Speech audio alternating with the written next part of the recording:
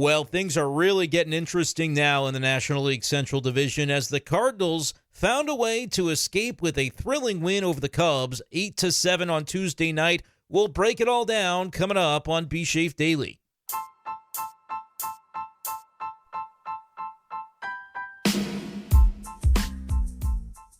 What's going on, everyone, and welcome in to this edition of B-Schaeff Daily. Brenden Schaeffer with you Tuesday night, June 24th, 2025.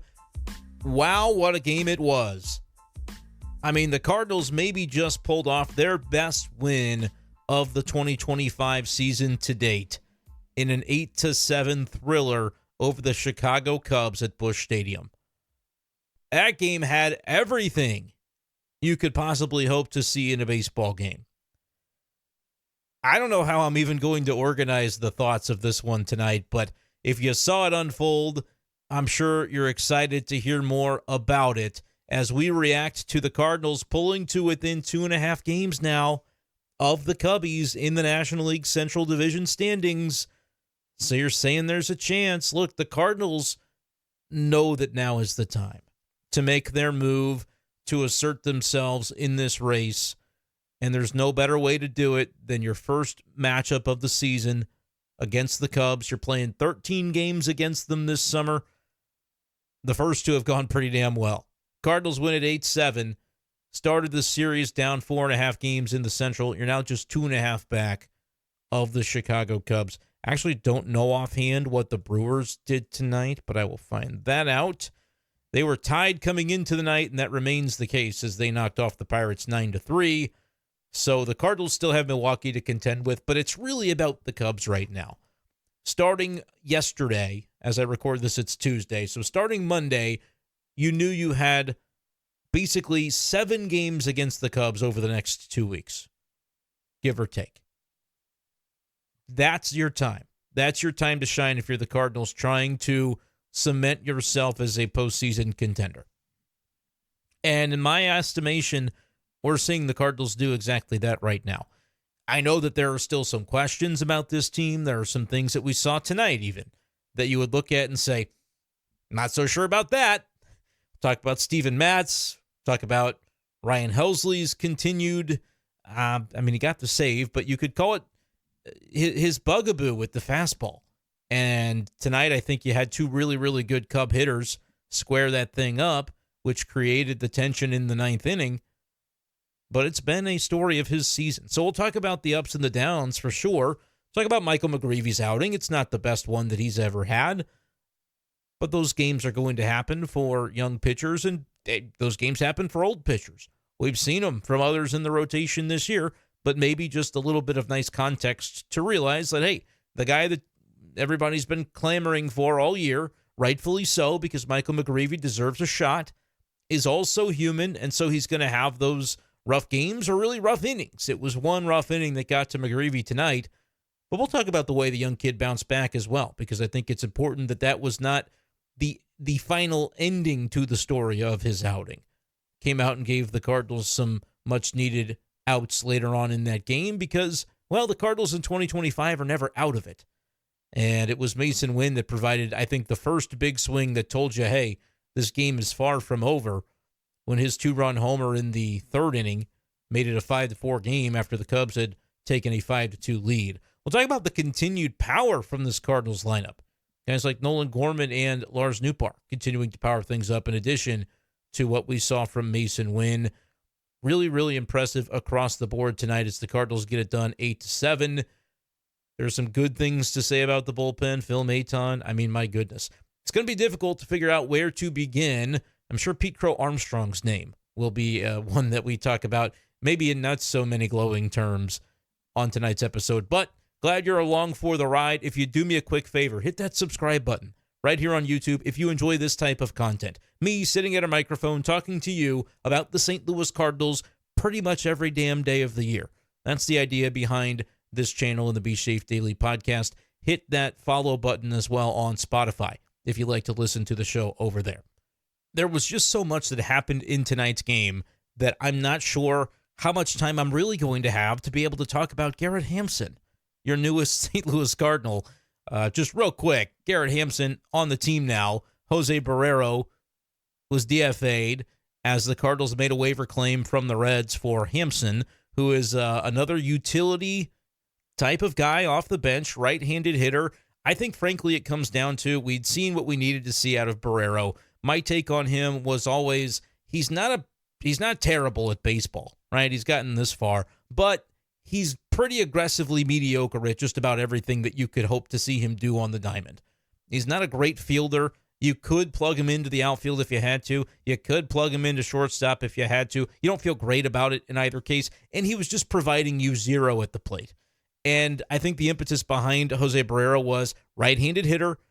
Same concept for Ryan Vilade, why they brought him into the organization and gave him a chance a few weeks ago. It's like this organization for the last several years has lacked right-handed hitting.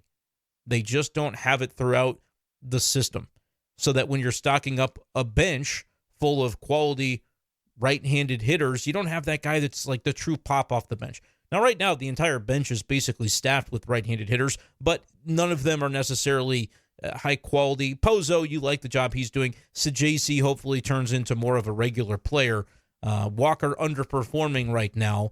And Hampson technically was on your bench tonight as the fourth bench guy, even though he was not physically at Busch Stadium yet. I believe he'll arrive Wednesday. But that's kind of what you're working with, and so we'll see what it ends up looking like. In all likelihood, Hampson will probably start a game in center field one of the next 2 days because the Cardinals are facing two lefties from the Cubs, Matthew Boyd and Shota Imanaga, before the series wraps up. But I wanted to get the roster news out of the way.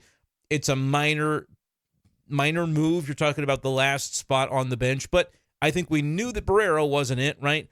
Can't really hit, mediocre in the field, can kind of run, but do you trust him to, not pull an Adolis Garcia? It's just, I don't think that there was anything else to be seen. Is Hampson an upgrade? Maybe not, but I think it's worth exploring that he might be. And so we'll see whether he just brings a spark. He's a veteran, has been around the block, knows the drill of being a bench guy, I think, at this point, and we'll see if he can bring anything to the table for the Cardinals. But that is very minor in comparison to, everything else that happened tonight. Let's talk about Michael McGreevy. Go chronologically here a little bit, and then we'll kind of jump around as we tend to do. McGreevy, 4 2/3 innings, gave up a 5 spot in the third inning. That really kind of tanked the momentum of his day. Had a good couple of innings to begin the night. I really liked the PFP action in the first inning where he got the double play started to end the first inning. He's a guy, though, folks, that is going to be pitch to contact. Like, I know that there are Cardinals fans out there who want McGreevy to be, the next ace of this Cardinals team. I think he can be a very good quality starter for the Cardinals for a long, long time. I think he's closer stylistically to like a Palante than, a Sonny Gray, right? Even a Liberatore. Obviously, you're talking a lefty and a righty at that point. But McGreevy, I think, can be a really, really solid middle-of-the-rotation guy for the Cardinals for a while. I think he's going to have games that look like this because guys like Palante have games that look like this too, right? He had a couple of bloops fall in on him to begin the third inning, and then some of the hard contact comes with the big hit from Kyle Tucker, the home run from Seiya Suzuki. 3-run shots are always going to be damaging to the final line. It's just the way that it is. It doesn't mean that he was terrible all night. I think it matters that we saw Michael McGreevy come back and respond with a good fourth inning and a couple of outs in the fifth inning before Ollie Marmol turns to his bullpen. You get out of the rest of that fifth inning with Steven Matz. And then, some things happen later for Steven Matz that have been a continuation of recent trends for him. We'll get to that in a minute. But all in all, that's all right with what I saw with Michael McGreevy tonight. And I do appreciate that he came back and was able to respond with 5 more outs after the way the third inning sort of unraveled on him. I think those nights are going to happen. He is a little more pitch to contact generally than I think, a true number one of the rotation is going to be, but that's not to poo-poo the guy. I think he's going to be a factor for the Cardinals for a good long while, and he's still kind of biding his time. He's got a 4.22 ERA now on the season. It's obviously a very limited sample that we have seen from Michael McGreevy thus far. He's now made 3 starts in the month of June, and we also saw him earlier in the season when he had that relief appearance against the New York Mets. So we've seen him 4 times. I have continued to preach throughout the year that I think we'll see him a dozen times in the big leagues this year. We've seen 4 of the 12.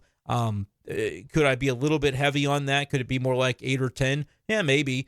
But also that's dependent on, does anybody get hurt from the Cardinal rotation? Because they have been darn healthy so far, and it's just kind of difficult to project that that's going to continue the whole way through. But it's a credit to the Cardinals in the way that they have managed this pitching staff, that they haven't had a single guy go on the injured list. And now I know within the next week, now that I'm talking about this a bunch, that's going to happen. Somebody's going to tweak something and they're going to go on the IL.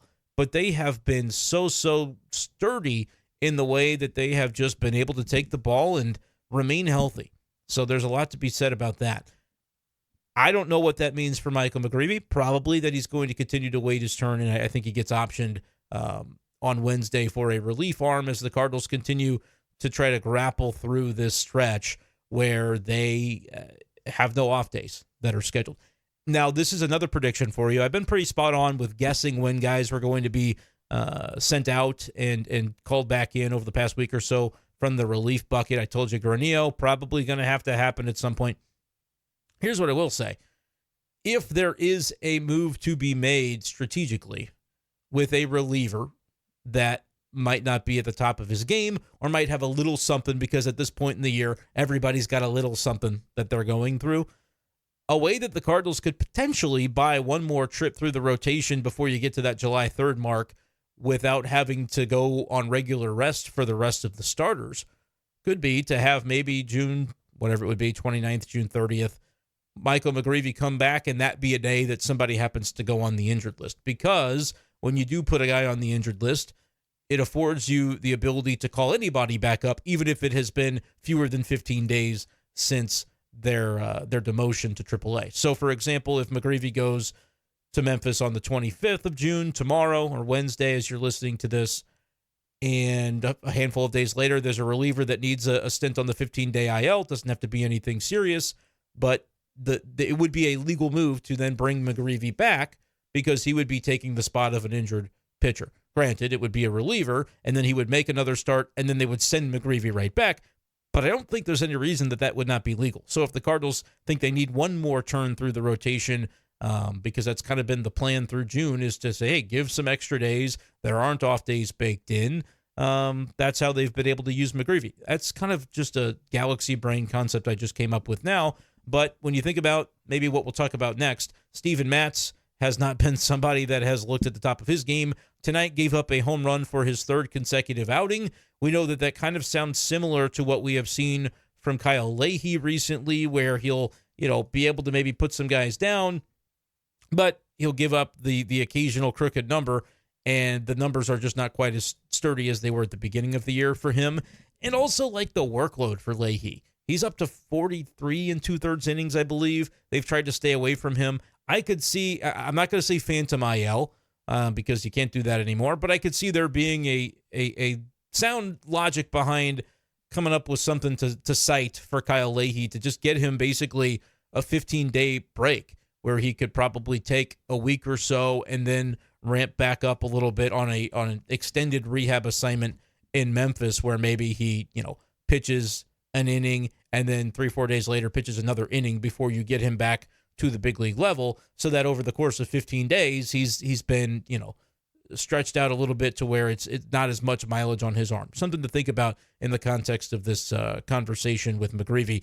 But Steven Matz, they're going to need the best version of Steven Matz to reappear, and I think that's true of Leahy as well. If the Cardinals are going to ultimately get where they want to go, they're doing pretty darn well for themselves right now without some of these things breaking in their direction.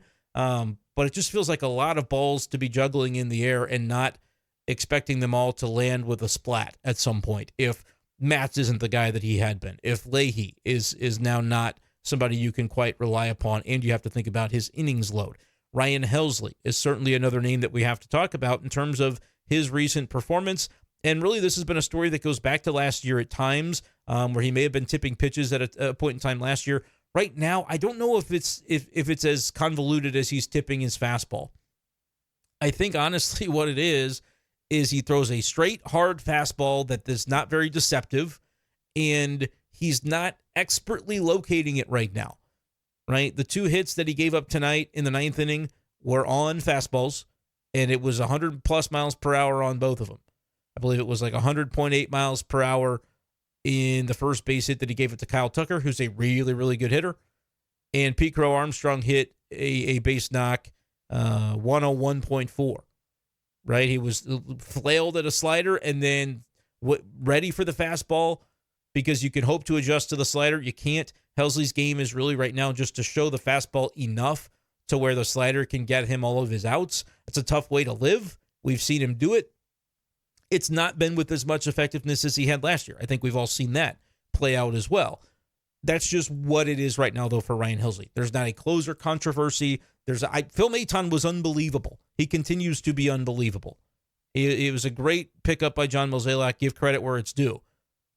But I don't think the Cardinals are served by, hey, we got to have a closer controversy, and let's put Maton in the ninth, and Helsley's going to pitch, the eighth? You know what? You needed both Maton and Helsley in their roles tonight to win this game, and it doesn't really matter. You could change the order, and the truth would still be Ryan Helsley's fastball right now is something that hitters seem to be pretty well dialed into. The good hitters did it tonight. I'm not really in the STL Sports Central postgame with myself and Chris Pelican. There were a lot of commenters talking about Ryan Helsley and their valid concerns about Ryan Helsley.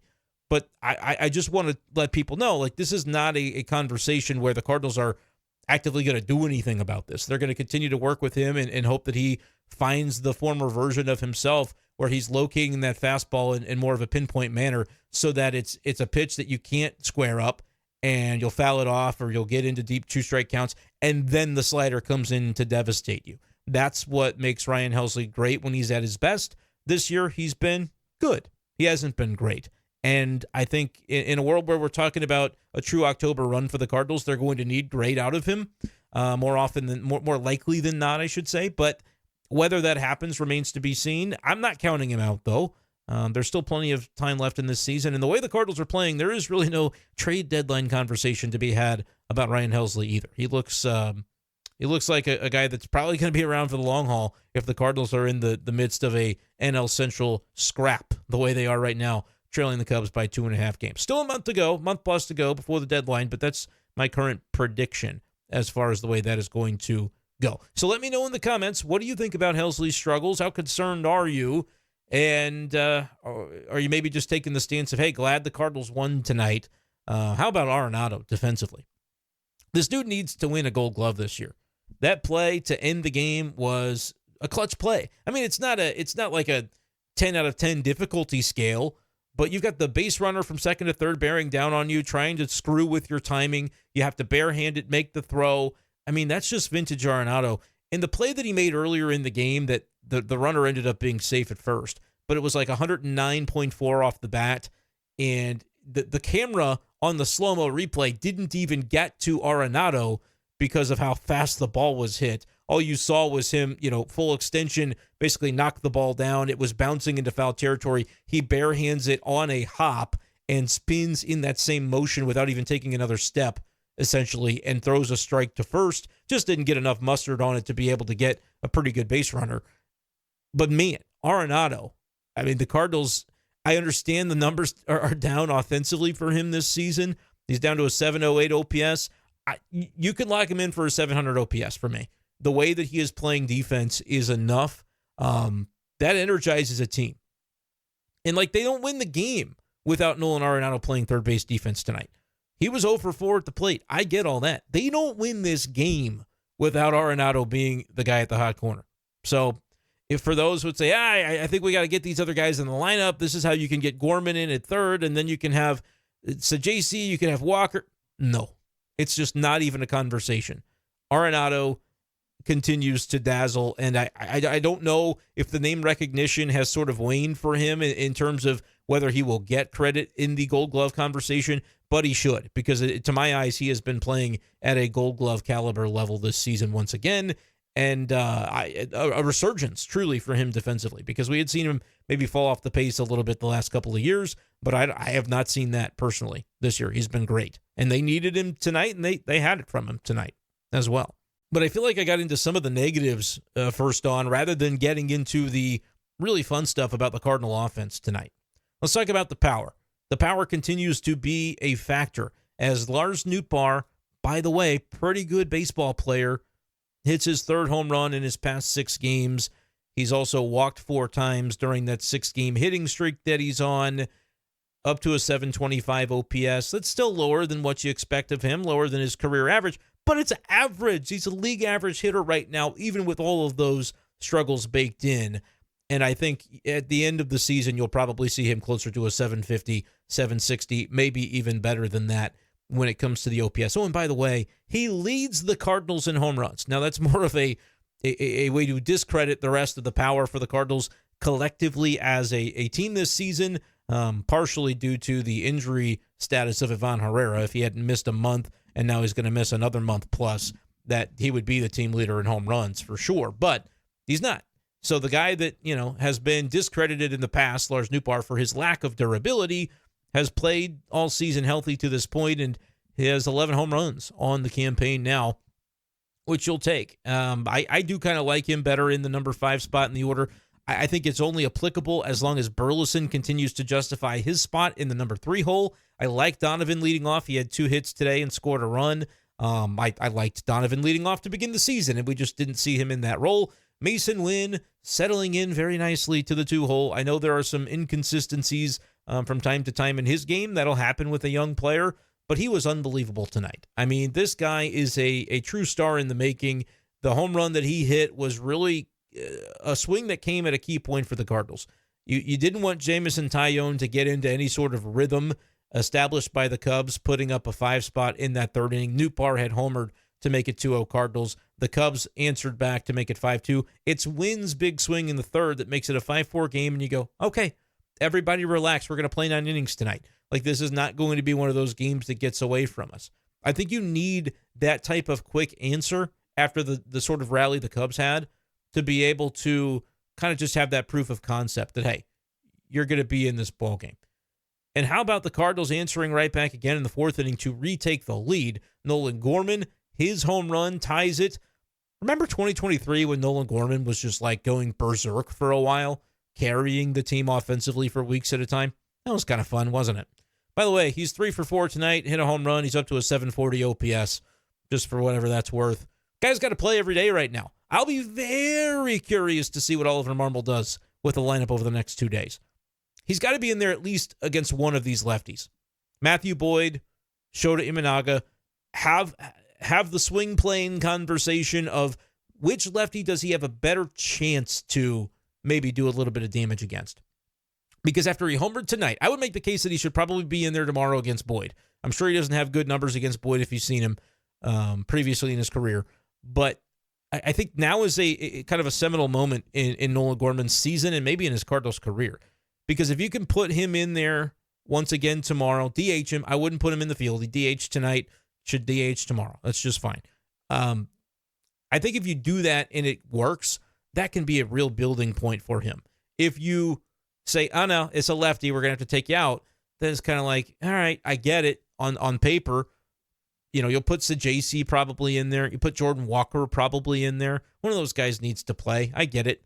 And right now you're probably not, eager to take Lars Nootbaar out of any lineup really either, with the way that he's on a 6-game hitting streak. Burleson, I mean, he's been such a power source. You could really be missing him from your lineup, and he's done a lot better against lefties this year. So I'll be curious. I do expect Jordan Walker to play tomorrow. I do expect Walker to be in there on Wednesday. I know he's kind of fallen out of favor a little bit, but when you have a matchup against a lefty, and by the way, it's a lefty that he's faced a couple of times and homered off of, Walker is 1 for 1 with a homer against Boyd and also walked against him. Couldn't be smaller in terms of a sample size, but I do think that if you're looking for an excuse to try to get Walker right too, because imagine that. Imagine if, he becomes somebody who now he's got some confidence, and even when he's not starting, he could be a weapon off the bench for you. I think there's some intrigue for that potentially on Wednesday. But I think you got to play Gorman. I think you have to look, if he goes 0 for 4 with 3 Ks, you're like, all right, nothing ventured, nothing gained. Like, this is what he has historically done against lefties. But what happens if he locks it in like he did for that stretch in 2023 and he's just en fuego from the 7 hole? Talk about lengthening a lineup. So I'm always going to be fair. I had sort of mentally cataloged Nolan Gorman in that other category. Like, I don't really think he's going to be a significant part of this because he's kind of been on the outs when it came to playing time for a while. And it just doesn't seem like he's going to catch on. Where's that playing time going to come from? Well, the answer has kind of been the Ivan Herrera injury, and I know you don't have a way to make up for his right-handed power with the names that we're talking about here, but if Gorman can do it from the left side, man, that would be a huge boost for this Cardinals lineup. In a 740 OPS, that's higher than Arenado, that's higher than Nootbaar. It's 11 points behind Contreras, higher than Masyn Winn, above Pages and Scott. I mean, of the Cardinal lineup tonight, it was fourth best behind Donovan, Burleson, and Contreras. So the numbers are now screaming it. You know, he's done enough recently that, like, he's been an above average hitter this season. And so I have to sort of mea culpa the way that I think I had. I don't know if this came through in my podcasts about him or about this team, but I had sort of mentally cataloged him as like, yeah, I don't really expect much. But of the two guys that I, were kind of up in the air this year coming in, what would you get from them, Gorman and Walker? I was more confident that we'd get some good results to see from Walker, and it's been Gorman that is absolutely, to this point, taking the bull by the horns. I mean, he's coming up with some big swings. So I'd like to see him in there tomorrow, even against a tough lefty, Matthew Boyd. But then as I continue to think about it, it's like, all right, who's going to sit? Victor Scott could sit, but that doesn't really resolve this problem. You could put Nootbaar in center field. You could do that. Honestly, it's probably what I would do. And I was very much anti that concept coming into the season. But I would put Nootbaar in center field tomorrow on Wednesday because Scott, you could sit just in terms of, the left-on-left matchup. And that's a way that you figure out how to keep Gorman in the lineup, but also get Walker back in there. And then you can do what you want with the catcher spot. I imagine they could go, like Pozo is catching one of the next two games, and it's probably just going to depend on which pitcher they would prefer to be throwing to Pozo. If I had to imagine what the rapport looks like with the next couple of starters, it's going to be Eric Fetty on Wednesday against Matthew Boyd, and then Palante goes on Thursday. But with the day game after the night game coming on Thursday, and we've seen Pages for the first two games of the series, you certainly will see Pozo for at least one of those two games. Probably just one of those two games. But it'll be interesting. I think Pozo would honestly be a good bet to get in there tomorrow. I don't know what that means for Fetty, but just because I think he's obviously got a better bat than what we've seen from Pages, and you might want to load up your most prominent right-handed bats that you can against the lefty. That's going to be the same thing will be true, though, against Imanaga, so whatever. But, man, it's been really compelling to see the Cardinal offense, guys like Gorman, guys like Nootbaar, resurgent in the way that they have put it together. And I was talking about Masyn Winn. I would be remiss if I didn't mention just a heads-up play, and really all it is him looking up his third base coach. So Pop Warner deserves all the credit in the world for this one as well. PCA, man, he had a weird game. Catches a ball for the second out. Burleson stung it to the warning track. He's basically standing in front of the wall and just kind of does a little loop-de-loop as though it were the third out of the inning. And Masyn Winn tagging from second to third, as you do. PCA, even if he was, charging, you can't really charge from how deep this ball was hit. He wasn't going to get Winn at third. But he thought it was the third out of the inning. I mean, there's no other explanation for that move. But Masyn Winn was chugging, and he never broke stride because he picked up Pop Warner, who, waved him around. And Winn was probably thinking, what? But, I mean, the trust he had in his coach, the trust he had in his speed to not think. You're taught not to think. You pick up your coach and do what they tell you to do. That is just grade A quality baseball by Winn, not by PCA. But for the Cardinals, I mean, you have to, when your opponent is going to give you an inch, you have to take a mile. And that's exactly what that play was. And it becomes the difference in the game. 8-7 is the final. That is just, that is absolutely some feel-good stuff about just good old school baseball for the Cardinals. Masyn Winn embodies that. He embodies some new school baseball, hitting some home runs, hitting a double. His 7th homer of the season tonight, his 14th double, and he comes up with 4 runs driven in and scores a couple of runs. I mean, he had a heck of a game for the Cardinals tonight. Alec Burleson making an unbelievable play into the netting in right field. I believe that was to end the 5th inning to get McGreevy off the hook and Matz out of that spot there at the fifth inning that he had inherited with some base runners on there from Michael McGreevy. Burley made a sliding catch and then made that great catch as well in this game. So credit to him for the work that he's put in defensively. I know we kind of dismiss him for that, and he's a below average defender, I think, on the season-long numbers. But he puts in the work. He really does. And even though he ends up just 0 for 3 tonight with a sac fly RBI on that Masyn Winn mad dash from second, contributing defensively. I mean, this team is humming right now, firing on all cylinders. Mentioned Gorman was 3 for 4. Contreras, of course, he had to get a hit and a run scored in this game. It is, in fact, a game against the Cubs, so you knew that he would be good for something offensively. Pages was 1 for 4 with a run scored as well. Victor scored a run by reaching base via walk, and just some really good things that we're seeing from this Cardinals team. Just 1 for 3 with RISP tonight. Kind of a weird way to do it, but when you hit that many home runs, you can score 8 runs in a jiffy. I was not obviously at this game. I guess I shouldn't say obviously. The post-game show for STL Sports Central, it was obvious I wasn't at this game because I was talking about it right as it ended. But the attendance was announced at 29,500. So that was a couple grand more than what they had announced last night. I just want to make the comment on attendance topics that, man, it is hot out there. So I cannot blame that. Can't blame people for that.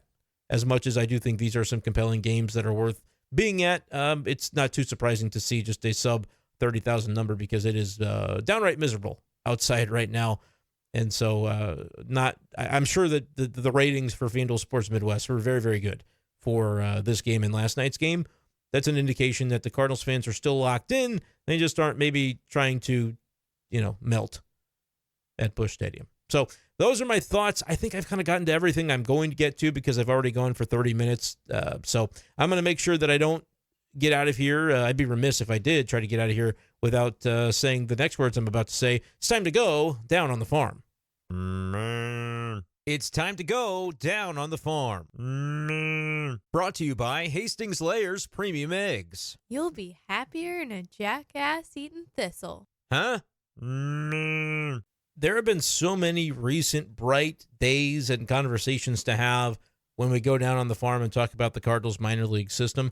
This is not about to be one of them. The Memphis Redbirds lose 15-6 to the Durham Bulls, and this was a forgettable one for one Quinn Matthews.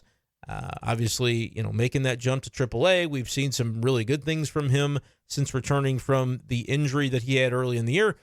Tonight was not one of those occasions. And hopefully this isn't anything that materializes injury-wise, but I saw that some of the at-bats, there was one at-bat where he was throwing 90-mile-per-hour fastballs and just spraying them all over the place. He had 6 walks in this game, only lasted an inning and a third, gave up 5 earned runs, only 2 hits, but 6 walks. He just had absolutely no command. So that's one of those things that I think you continue, and he's had some AAA starts even dating back to last year, but the balls are different compared to AA. They use the big league ball in AAA, which those balls are also different from big league ball to big league ball if you really think about it.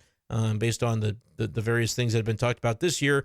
So there's that aspect to consider, but it was just not Quinn Matthews' night, and hopefully just nothing further than one that you want to flush. Ryan Fernandez was good, though. Of course, he's still walking people. There's 12 walks in this game. So, again, it's something you see from time to time at the AAA level.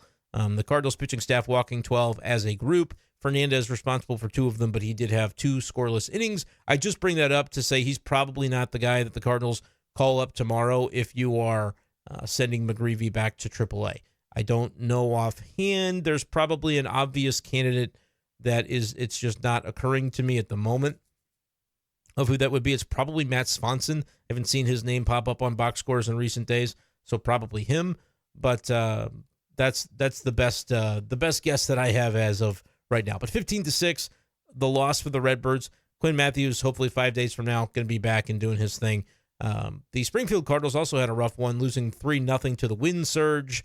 0 for night for J.J. Weatherholt, whose OPS drops below 900. 842 for him, still having a wonderful season. Bryson Motts was very good as the starting pitcher tonight for Springfield. 6 innings, 2 runs allowed, but gave up a couple of solo homers and ends up taking the L as a result of those home runs because the Springfield Cardinals did not score. Jeremy Rivas had a couple of hits, an 0 for night for Bernal. Chase Davis was 1 for 4, and we finally see a little bit of coming back down to earth for Joshua Baez. 0 for 3 for him with a couple of strikeouts, but he still did reach base via walk. So that's what you got going on for Down on the Farm. Not the most exciting update for you tonight, but there will be better days ahead, I'm sure. That, though, is going to do it for this edition of the show. Thank you guys so much for listening, for staying locked in. And like I said at the beginning of the show, if you want a guy at a microphone who covers the Cardinals on a regular basis, by which I mean I'm at Busch Stadium from time to time in the clubhouse, have that level of access. If you want my insights on the St. Louis Cardinals on a daily basis, this is a good podcast probably to subscribe to. So appreciate you guys as always. If you are listening, if you are sticking with me, and we'll talk to you next time on B-Schaeff Daily. Peace.